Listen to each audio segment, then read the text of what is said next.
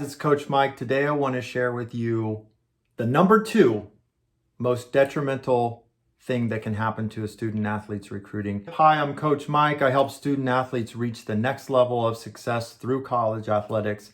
And I want to share with you 2 big things that can derail a student athlete's recruiting process. The first thing is academics. Now, student athletes are exactly that, students and athletes. So it's important to have grades. It's important to have the proper GPA, qualifying grades in order to get into that particular school.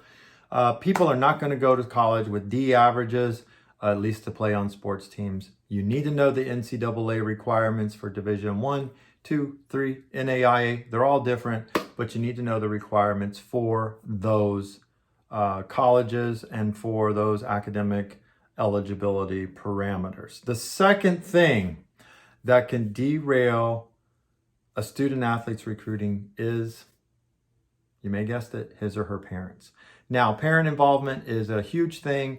I'm a parent of student athletes, so I know exactly what that's like, but I want to share a couple tips with you about what parents should do and a few things that parents shouldn't do at all. So the first thing a parent should do is encourage their student athlete. Make sure that they know that they're loved, that they're cared for. Encouragement goes a long way. Support an athlete. So if a parent is there, support your student athlete. Go to his or her games. Make sure that you are taking an interest into their sport. Some of the parents, like myself, we have children that play sports that we don't particularly play back in the day.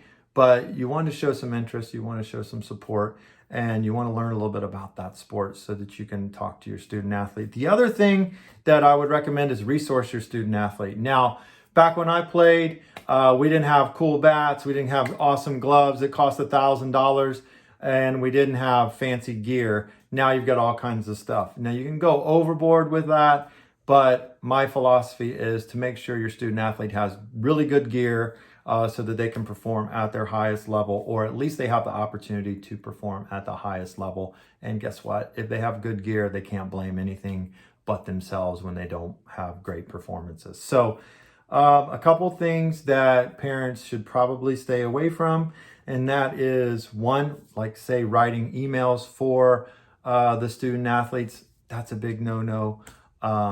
Communicating with college coaches first, before an athlete has communication with them.